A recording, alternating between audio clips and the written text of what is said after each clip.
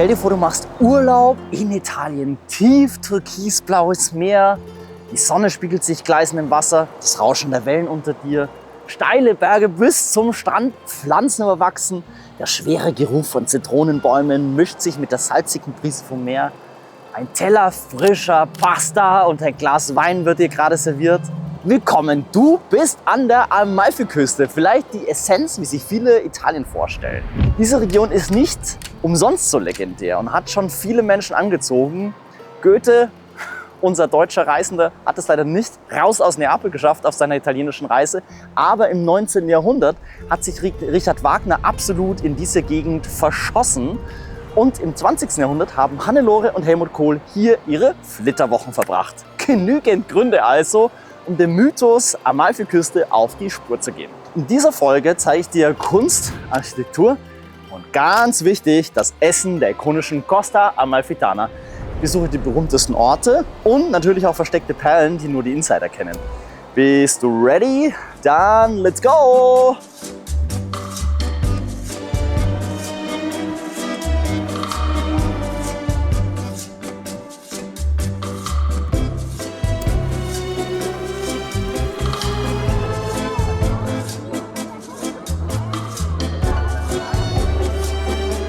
Hier gegenüber von den Domtreppen gibt es eine Andrea Panza Dependance mit wunderbaren Orangenschalen, die in dunkler Schokolade getaucht sind. Und das nehme ich jetzt vor meinem Espresso ein. Wow.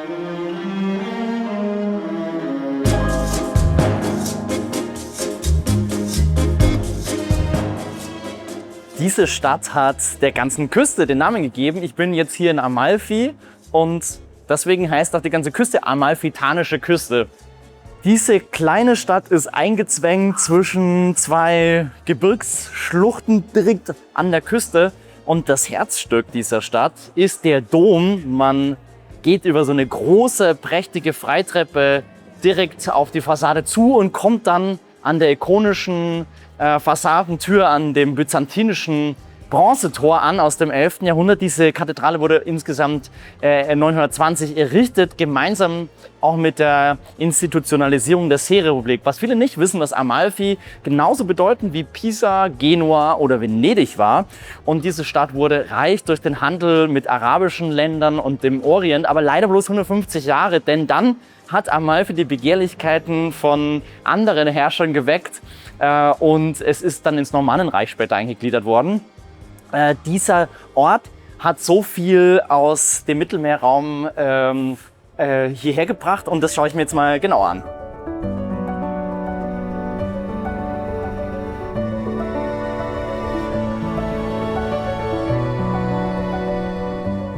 Nicht umsonst heißt dieser Kreuzgang Chiostro del Paradiso. Es ist wirklich ein traumhaft schöner Ort mit diesen maurisch-osmanischen Spitzbögen, die sich oben zu einem Gitter zusammen schließen und den Palmen in der Mitte und dem Grün. Und tatsächlich zeigt es auch so ein bisschen diese Offenheit von Amalfi, die immer vom Handel mit den arabischen Ländern gelebt hat. Ja, welche Bereicherung einfach unterschiedliche Kulturen sind und welche Freude es ist, unterschiedliche Stilelemente zu mischen. Und ich glaube, das macht diesen Ort so besonders magisch.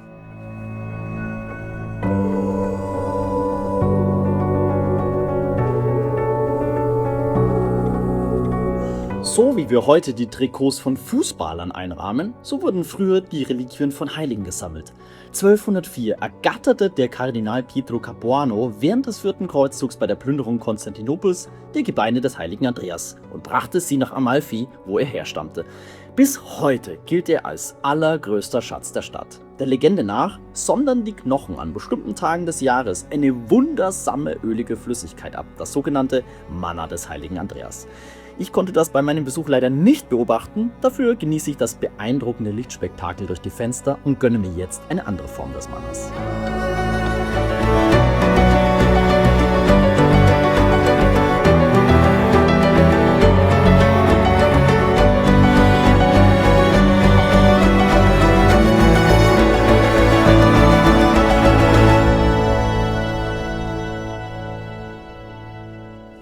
Ich bin jetzt nochmal bei Panza in der Patisserie und gönne mir jetzt eine Delizia al Limone. Das ist so wieder Teig mit einer Zitronenfüllung. I don't know. Es sieht jedenfalls unfassbar gut aus, aber auch ein bisschen mächtig. Ich probiere es. Wow. Das ist wie flüssige, cremige Zitrone. Wow. Heftig gut.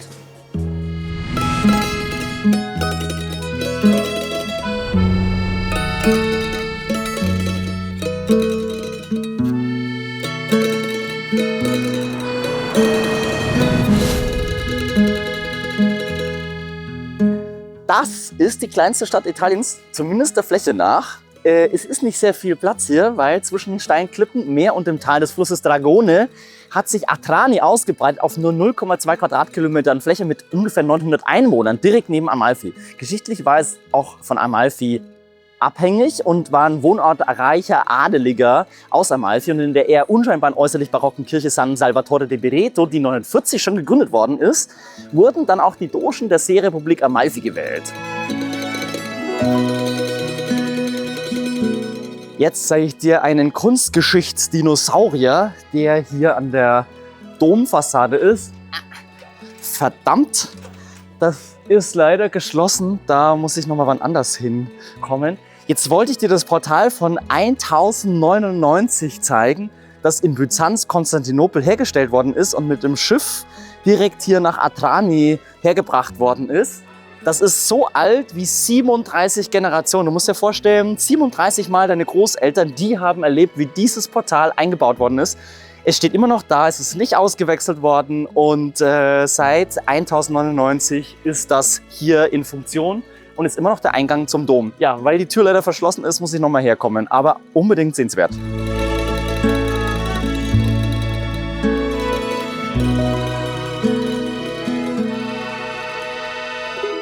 Nicht nur ich finde Atrani wunderschön, sondern auch Hollywood hat Atrani für sich entdeckt. Und zwar hinter mir diese Ristorante Savo ist im Film Equalizer 3 als Spot für eine Bar benutzt worden. Und hier ist komplett einmal das ganze Dorf auf links gedreht worden, um hier diese riesige Hollywood-Produktion zu machen. Insofern, für alle Filmliebhaber, das ist das Spot. Eine der poetischsten Sachen an der Amalfiküste finde ich, diese Wäschen hier, die Italienerinnen und Italiener aufhängen. Und man sieht auch, heute ist hier schwarzer Waschtag, hier ist blauer Waschtag, manchmal ist weißer Waschtag, manchmal gelber Waschtag. Und das macht auf jeden Fall ein super Fotomotiv. Und ich liebe diese Poesie, dass diese Straßen einfach belebt sind und man schauen kann, was gerade gewaschen wird. Wenn du Atrani noch nicht auf deiner Liste Amalfiküste hast, ich kann sehr empfehlen, es ist ein ganz kleiner Ort, der nicht so bekannt ist, wo immer noch Italiener über den Platz laufen, die auch hier tatsächlich wohnen. Man kann hier das Dolce Vita richtig spüren und ich finde, das ist zwar alles klein und putzig hier, der Dom ist auch sehr, sehr klein, aber unbedingt lohnenswert für das Gefühl der Amalfiküste.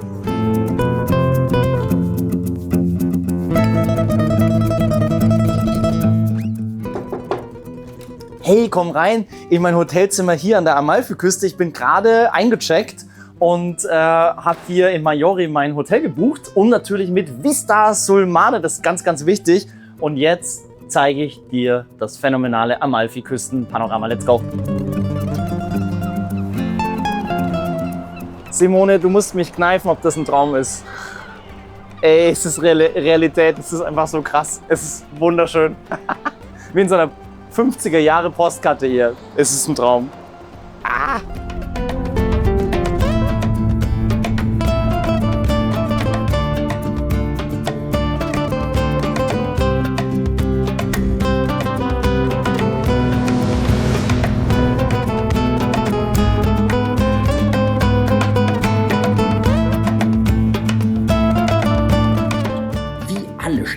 Amalfiküste hat Positano eine sehr lange Geschichte. Die Römer waren hier schon und im 9. Jahrhundert war Positano wegen der verkehrsgünstigen Lage an der Küste ein wichtiger Handelshafen der mächtigen Republik Amalfi. Mit dem Niedergang der Seefahrt verarmte die Region und viele Einwohner wanderten nach Amerika aus. Erst nach dem Zweiten Weltkrieg, im Jahr 1953, wurde Positano durch das Reiseessay im Harper's Bazaar Magazin von John Steinbeck international wiederentdeckt. Er schreibt: Es ist ein Ort wie aus einem Traum, der erst real wird, wenn man wieder weg ist. Heute ist Positano ein beliebter Insta-Hotspot, berühmt für seine pastellfarbenen Häuser, die sich spektakulär an die steilen Hänge klammern. Dieser Ort darf in keinem Social-Media-Feed oder Familienchat fehlen. Nach dem mega beeindruckenden, weiten Fernblick von der einen Straßenbiegung an den Hängen auf Positano bin ich jetzt hier unten am Hafenbecken von Positano und muss ganz ehrlicherweise zugeben, bin ein bisschen enttäuscht, denn Positano ist ziemlich touristisch. Die ganzen Läden sind unfassbar ramschig und auch die Preise für Essen und Trinken sind exorbitant und ich finde, so richtig die Essenz, das Feeling der Amalfiküste transportiert das für mich nicht ganz. Ich kann dir nur empfehlen, wenn du für dein Insta-Feed und auch für deinen Family-Chat das ikonische Positano-Bild haben möchtest, dann geh unbedingt ein bisschen höher auf die Hänge. Dann hast du einen ganz tollen Blick auf die Küste und auf diese ganzen Steilhänge mit den wunderschönen Häusern. Aber du musst nicht unbedingt ins Stadtzentrum gehen, denn irgendwie hat das nicht so den Vibe. Also für mich sind die anderen Städte Richtung Salerno, Amalfi, da gibt es auch viel Besucher und Besucherinnen, aber sie haben irgendwas Echtes. Das sind die Trattorien, die Pasticcerien. Also alle Orte sind irgendwie echt und nicht so ganz knallhart auf Tourismus getrimmt. Deswegen mein Fazit für Positano: lohnt sich mal für ein Foto vorbeizukommen, aber viel Zeit möchte ich ehrlicherweise hier nicht verbringen. Und jetzt geht's weiter.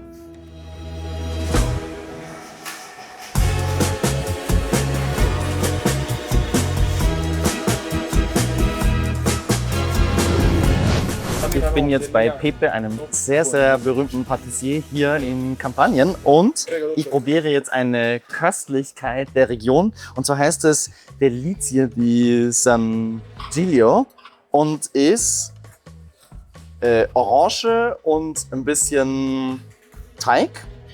Und jetzt bin ich mal gespannt und beiß da einfach mal rein, was da rauskommt. Wow. Ziemlich Hammer. Sehr orangig, sehr butterig und sehr saftig. Wow.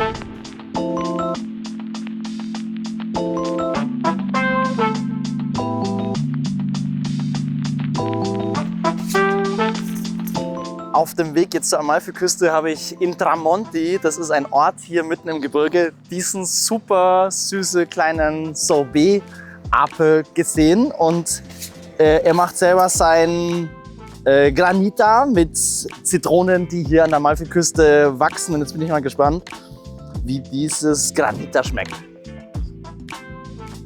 Wow, sehr intensiv, richtig erfrischend, gar nicht süß, sehr erfrischend. Wow. Und es sind auch ganze Zitronenstücke drin, die sind nur ganz weich und ganz wunderbar.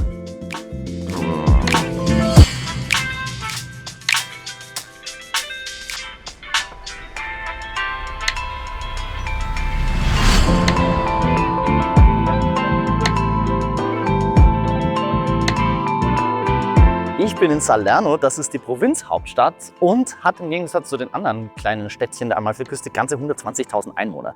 Sie liegt strategisch ziemlich günstig und deswegen seit der Antike schon konstant bewohnt. Im 2. Jahrhundert vor Christus zum Beispiel gründeten die Römer hier schon eine Garnison. Ich bin hier im wunderschönen Vorhof des Doms, in dem ganz viele Sarkophage auch aus der Römerzeit ausgestellt sind.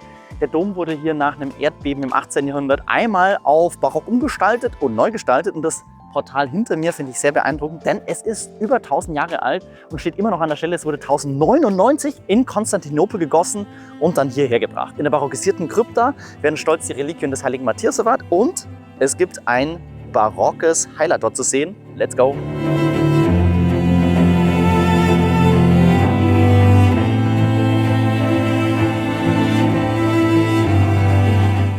eigentlich bin ich hier. Ich wollte schon ganz lange in die Krypta des Doms von Salerno, denn ich wollte hier die Marmorinkrustationen sehen.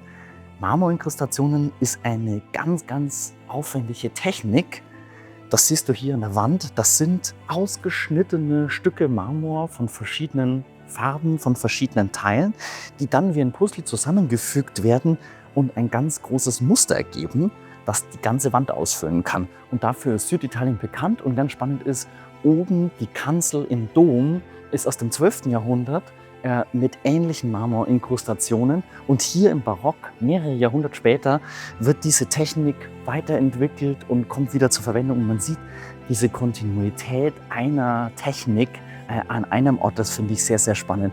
Und was so wunderschön ist, dass diese Krypta eben nicht wie ein dunkler Keller wirkt, sondern wie ein leichter Garten hier um das Grab des heiligen Matthäus herum, wie ein paradiesischer Garten eigentlich mit Blüten, Ranken und verschiedenen Tieren, die hier herumschwirren.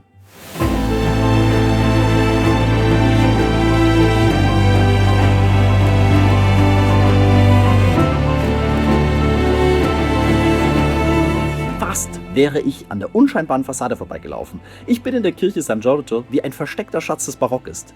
Wie fast alle Plätze hier ist auch dieser Ort schon über 1100 Jahre alt. Die Kirche war Teil eines berühmten Benediktinerinnenklosters, das dann auch die aufwendige Barockisierung in Auftrag gab. Dafür konnten sie sogar den berühmten Maler Francesco Solimena aus Neapel gewinnen, der eines seiner Meisterwerke an die Decke gezaubert hat, wo du sie bis heute immer noch bewundern kannst. Ich persönlich mag an diesem Raum besonders, dass es sich anfühlt, als würde man in eine goldene Schatzkiste eintreten.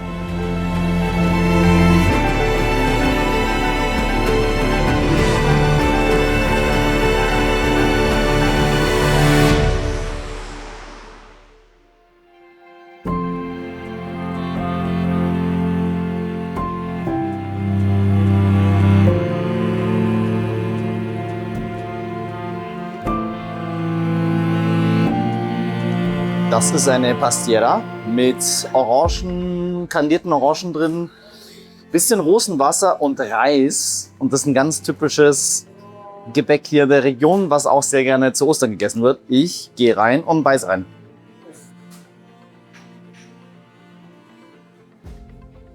Sehr saftig, nicht allzu süß. Interessanter Geschmack zwischen diesem bisschen Rosenwasser und Orangenzeste. Sehr gut. Ich will losfahren. Ah. Weiter geht's. Weiter geht's. Avanti, avanti, avanti, avanti. Jetzt gibt's einen Geheimtipp, wo ihr hier an der Küste einen wunderschönen, stillen Badeort findet. Ich bin in Cetada und hier gibt es die Spiaggia del Lagno. Und das ist ein wunderschöner Kiesstrand mit einem grandiosen Panorama unterhalb der Küstenstraße. Und es ist ein bisschen versteckt, aber wenn ihr es in Google Maps eingebt, dann findet ihr es direkt und es ist traumhaft schön. Let's go!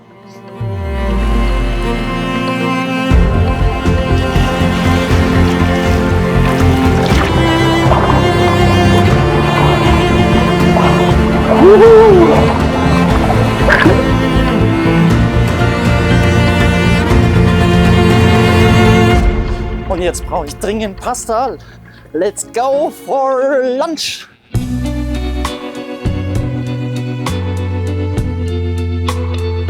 Ricotta und Sardelle. Ich probiere das jetzt mal. Mega gut. Alici marinate. Und jetzt geht's damit ab in den Mund. Wunderbar.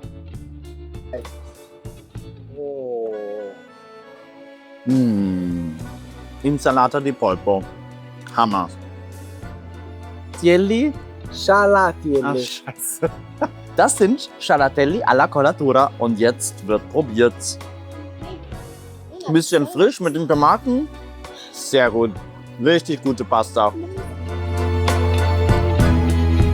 Wenn du in Neapel bist, siehst du ganz viele Hausaltäre, da wo die echten Neapolitaner leben. Und hier wenn du an der Amalfiküste unterwegs bist, musst du unbedingt auf die Autos schauen, denn hier gibt es ganz viele kleine mitfahrende Hausaltäre, nämlich Aufkleber vom San Antonio, von der heiligen Rita, vom heiligen Francesco di Taola. Und das sind die kleinen Heiligen und Hausaltäre, die mitfahren. Das finde ich sehr innovativ.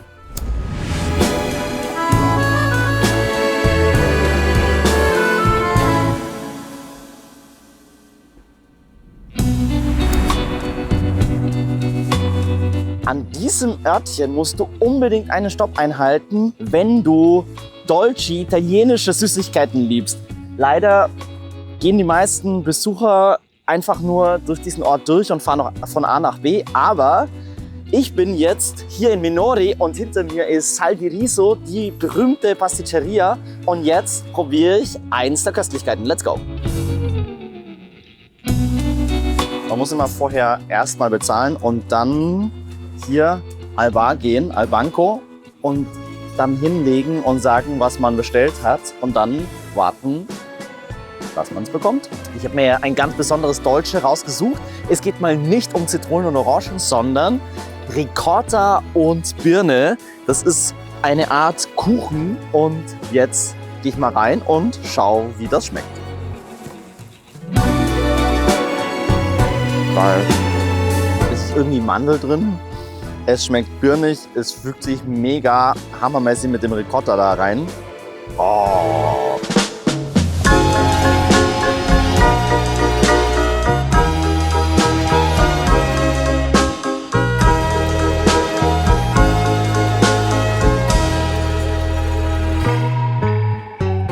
Abseits der quirligen Küstenorte liegen auf den Bergrücken der Amalfiküste ein paar richtig wunderschöne Bergdörfer. Ab dem 4. Jahrhundert nach Christus haben sich auf den Bergen entlang der Küste nämlich sogenannte Fluchtdörfer entwickelt, die aus Furcht vor den Langobarden und Goten angelegt wurden. Ravello liegt oberhalb von Amalfi und geschichtlich war Ravello immer in Konkurrenz zu Amalfi und konnte sich 1086 den wichtigen Bischofssitz ergattern. Im 13. Jahrhundert bekam Ravello ein königliches Privileg für Färbereien, was dann die ökonomische Autonomie von Amalfi einzementierte. Trotz der Rivalität bauten die Adeligen Amalfis nicht nur in Atrani, neben Amalfi, sondern auch in Ravello. Deshalb stehen hier einige große, richtig schöne Palazzi herum, um die auch Parks angelegt wurden. Ravello wurde dann im 19. Jahrhundert als Luftkurort und eine Art Davos an der Amalfiküste von den VIPs Europas wie zum Beispiel Richard Wagner wiederentdeckt. Was ich am Dom hinter mir spannend finde, ist, dass überall sogenannte Spolien, also antike Bauelemente, verwendet wurden, die mit mittelalterlichen Elementen ergänzt wurden. Und im Gegensatz zu den originalen byzantinischen Bronzeportalen von Amalfi, Atrani und Salerno ist das Hauptportal hier zwar auch uralt und immer noch seit über 1000 Jahren an diesem Platz, für den es hergestellt wurde, aber wurde direkt in Italien, in Apulien 1179 vom Barisanus in Trani gegossen. Im Unterschied zu den Portalen direkt aus Byzanz ist dieses Portal nicht aus einem Guss, sondern aus einzelnen Platten gefertigt. In der Kirche solltest du dir außerdem die Kanzel ansehen. Sie ist nämlich die prächtigste in der Region mit intarsiertem Marmor und vermutlich beeinflusst von islamischen Handwerkern. Bist du ready? Dann los geht's!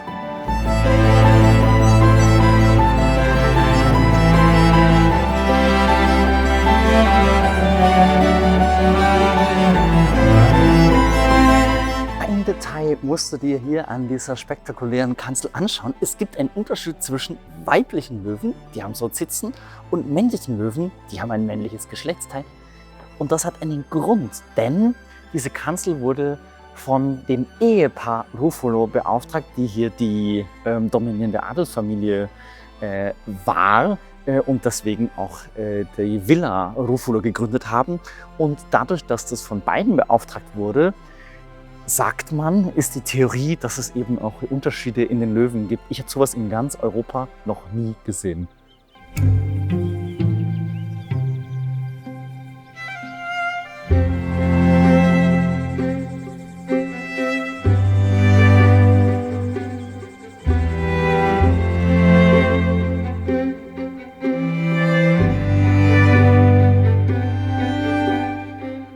Ich stehe nicht hier einfach vor einem Werbeplakat von Alitalia am Flughafen. Nee, das hier ist alles echt.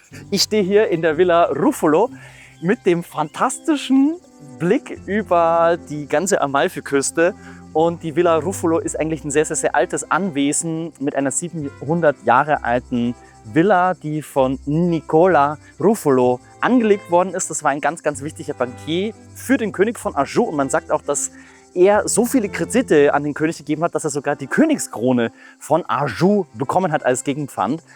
Dieser Garten ist dann im 20. Jahrhundert mit ganz vielen Versatzstücken aus dem byzantinischen Kontext, aus dem Mittelalter zu so einem richtigen Traum-Idealgarten umgewandelt worden. Und Richard Wagner, der hier ein VIP-Gast war, hat zu diesem Garten gesagt, hier ist Klingsors Garten wirklich lebendig geworden. Und ehrlicherweise, es ist eine reine Bühne.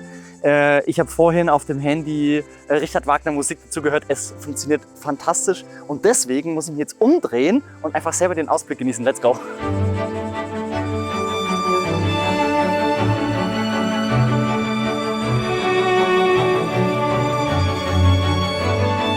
Vielleicht kennst du's. Lauf macht richtig hungrig und vor allen Dingen noch bei dem Ausblick. Deswegen gibt's jetzt eine schöne Pasta. Jetzt gibt's Scialatielli Fatto a Casa, hausgemacht mit ganz simpel verschiedenfarbigen Tomaten und Parmesan. Let's go! Nach der phänomenalen Pasta brauche ich jetzt aber einen kleinen Verdauungsspaziergang und der führt mich vorbei an wunderschönen Ausblicken zum nächsten genialen Park hier in Ravello.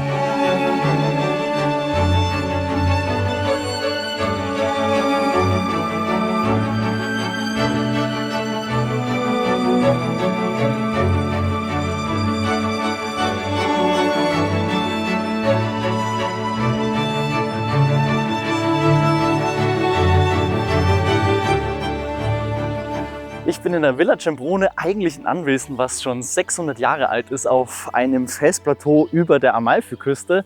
Die wesentliche Veränderung kam 1904, als Ernest William Beckett diese 6 Hektar große Anlage in einen fantastischen englischen Garten und den bedeutendsten englischen Garten hier im mediterranen Raum hat umwandeln lassen. Und das ist ganz spannend, weil es gibt Architekturelemente, die normannisch aussehen, arabisch aussehen, italienisch aussehen, so ein bisschen Ruinenlandschaften. Und zusammen mit diesen Gartenräumen ergibt es in dieser Landschaft einfach so eine noch größer gesteigerte Theatralik. Also hier gehen so die Theatralik der Landschaft mit diesen gestaffelten Hügeln, mit diesen unglaublich inszenierten Gartenräumen so eine atemberaubende Verbindung ein. Also es ist wirklich was man nicht beschreiben kann und einer der Gärten, die ich wirklich in Europa sagen kann, die ich am beeindruckendsten finde. Aber du musst es einfach selber anschauen. Let's go! Was für mich diesen Park so einzigartig macht, ist, dass er eigentlich wie ein Rahmen für diese Landschaft wirkt. Und der Garten steigert eigentlich diese Umgebung noch viel, viel, viel mehr, indem er diesen Ausblick immer wieder inszeniert, wenn man durch die einzelnen Gartenräume läuft.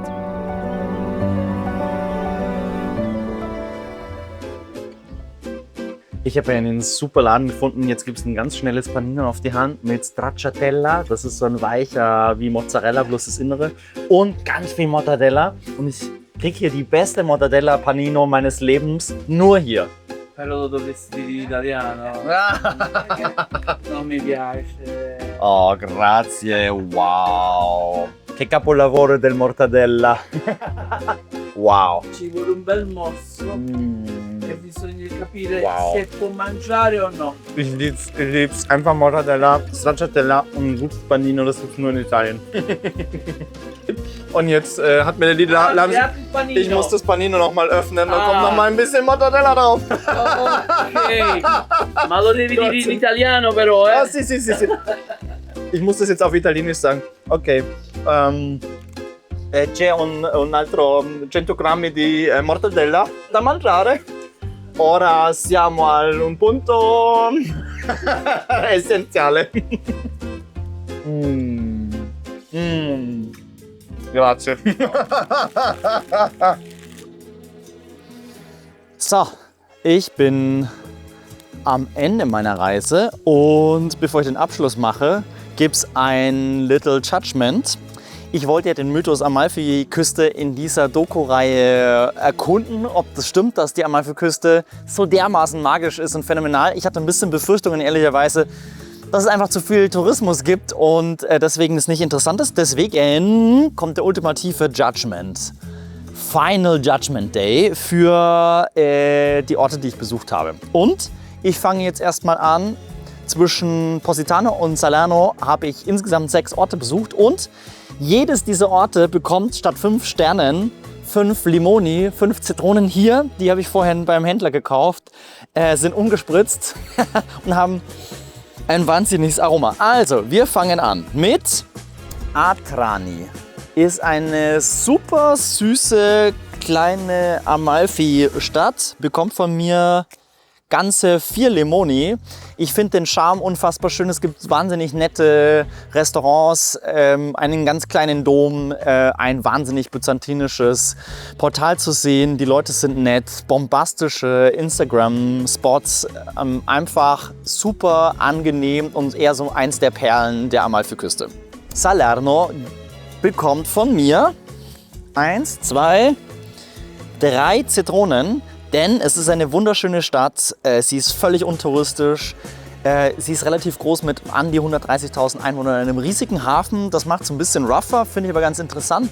Und es gibt einen wunderschönen Dom und San Giorgio zu besuchen, lohnt sich auf jeden Fall einen kleinen Abstecher zu machen, ist ganz nett, kann man machen und ist sehr erfreulich. Amalfi, das ist die Stadt, die der Amalfiküste den Namen gibt und ich muss ganz ehrlicherweise sagen, es bekommt von mir ganze 5 Limoni, weil diese Stadt zwar schon auch ganz gut besucht ist, aber für mich ist es tatsächlich die Ikone der Amalfiküste. Dieser Platz vor dem Dom mit dieser gigantisch theatralen Freitreppe ist einfach wahnsinnig schön. Der Chiostro del Paradiso, das muss man einfach gesehen haben, einmal in seinem Leben. Und ich finde, dass sie einen sehr schönen Umgang mit Tourismus haben, denn es ist alles wahnsinnig gut organisiert. Es gibt Leute, die den Verkehr regeln und es gibt ganz viele Geschäfte, die einfach von den Familien dort selber betrieben werden und die einfach echt sind, wo die Leute freundlich sind. Und es ist nicht dieser Massentourismus, den ich persönlich gar nicht haben kann. Deswegen, Amalfi ist was los, aber es lohnt sich, es ist so magisch und ich hatte richtig Amalfi Goosebumps, Gänsehaut. Moment, deswegen ganze 5 Limoni für Amalfi. Für Cetara, es ist eine wunderschönes kleines Städtchen, hat einen bombastischen Badespot, ist eher untouristisch. Man kann wahnsinnig gut essen, super gute Stimmung. Für mich ist es ein bisschen ein Escape von dem Amalfi-Tourismus und die Leute sind wahnsinnig nett. Deswegen, zack, ganze 4 wunderschöne, pittoreske Limonen für Cetara. Positano bekommt von mir eine Trost-Zitrone. Eine einzige Zitrone, denn ich fand Positano ziemlich enttäuschend. Es ist zwar mega cool, einmal ein Instagram-Bild zu machen und ich hatte auch die perfekte Tageszeit erwischt, nämlich so zur Dämmerung, wo die Farben bombastisch waren, aber ich finde diese Stadt einfach die Hölle. Es ist völliger Overtourism, sie verkaufen ihre Seele, es ist wirklich richtig trashig dort und ich habe mich gar nicht wohl gefühlt, deswegen muss ich ganz ehrlich sagen, Positano finde ich wahnsinnig overhyped, bekommt aber eine Trost-Zitrone, weil man tolle Instagram-Bilder machen kann. Ravello, oh. Da gibt es ganze 5 Zitronen. Eigentlich müsste Ravello noch eine 6. Zitrone bekommen. Ravello finde ich wahnsinnig schön. Es ist auch was los, aber der Blick von Ravello auf die Amalfiküste ist bombastisch schön. Es gibt wirklich viele Besucher dort, aber die verteilen sich gut über die Stadt. Die Leute sind sehr, sehr nett. Ich habe gute Erfahrungen gemacht, habe ein wahnsinnig gutes Panino dort gegessen. Vielleicht hilft es auch. Und Villa Cimbrone und Villa Ruffolo hat mich wirklich weggebeamt. Ich fand diese 2 Gärten mit einer der schönsten grünen Parks und Gärten, die ich in ganz Europa jemals gesehen habe. Und ich würde immer wieder dorthin kommen. Ich finde, Ravello ist ein Ort, da hat Richard Wagner total recht, wo einem alle Träumereien anspringen und man echt so das Gefühl hat, jetzt ist man wirklich in Italien. Und Ravello ist ein Traum, muss man einmal im Leben gesehen haben. Deswegen am liebsten würde ich noch eine 6. Limone dazulegen, aber bekommt ganze 5 von maximal 5 Limonen. Basta!